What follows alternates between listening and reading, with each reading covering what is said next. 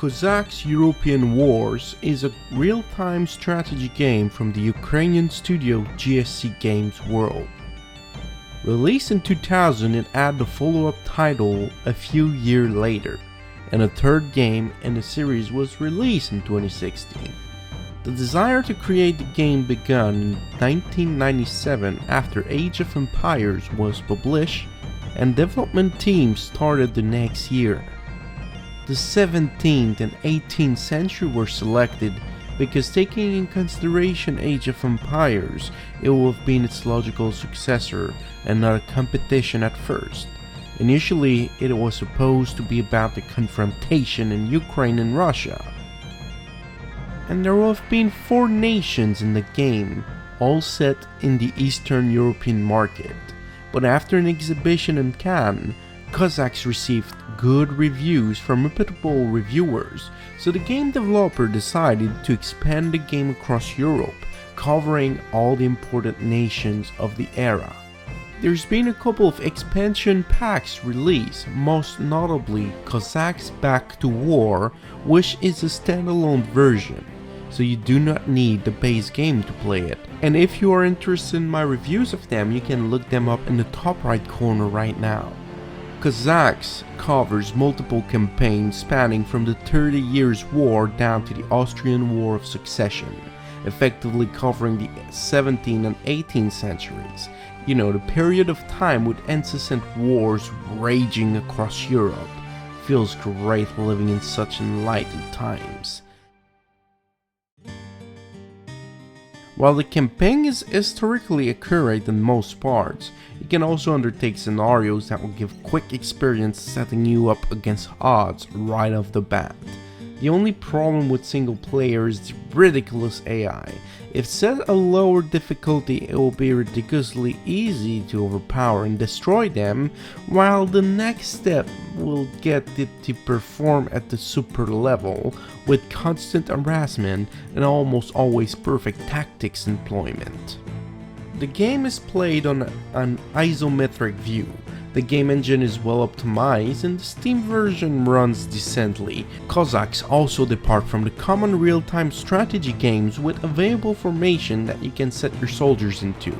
If you have a group of soldiers as well as an officer and a drummer, you're able to put them up in formation and you'll be able to control them as a whole single unit, which, considering the maximum amount of troops you can have in the battlefield at once, it is a very valuable asset. Effectively, the game can count thousands of soldiers in the field, and every single player can control thousands of individual units, which is incredible and definitely something that hasn't been seen since maybe in Total War series. But it's not really constant, and we have to admit that Total War games have years and years of advancement technology and much better hardware. To be successful, you'll need to pile up resources. You can set up lumber camps near woods and send some villagers to scavenge up the timber. Same story for quarrying up stones. Food is accessible by building up mills and assigning peasants to harvest the crops growing around.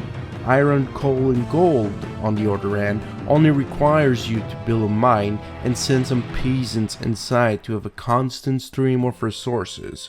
While you use the resources for building and unit creation, you will also have a constant drain of food depending on your population, and every time your units open fire, they will consume coal and iron.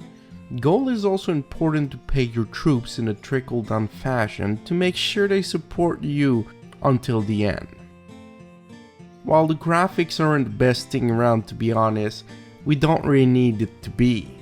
Detailed characters and close-up views are overrated, especially when you can field thousands of troops. The building have exceptionally good sprites, which makes it up for the poor quality of the units. If you look at the terrain itself and the elements like the trees and rocks, the intense action-packed game and the special animation and effects of the explosive and the bombardment makes up for less than desirable graphics on the units. The soundtrack in this game is phenomenal. but I believe this is more a sickness of that specific genre, where there aren't really any games with terrible soundtracks back in early 2000s, might be at their consequences of Age of Empires' strong impact on real-time strategy games, and strategy games in general, which made people very aware of the soundtracks available in the games, and Cossacks is no exception to this rule. The music is beautiful and a good blend of well-crafted songs and melodies mixed, I feel like, in the appropriate era of the 17th and 18th centuries. They allow the player to feel right into the war-torn Europe. The rest of the sound effects as well as the noises in the background is less appreciable too, but eventually it gets so repetitive when you send out orders and you keep hearing the same voice answering or the same drum beat, but still and definitely helping you out on the atmosphere at that level too. All accounted for, we definitely have to agree that Cossacks definitely brought interesting changes to the real-time strategy game, but its impact on mainstream players has been fairly limited and will probably forever stay as a darkish, too involving game that will sit indefinitely on a Walmart shelf. Sad to think how great the gameplay is, but it's still simply a minor blemish in the RTS world. A good one nevertheless.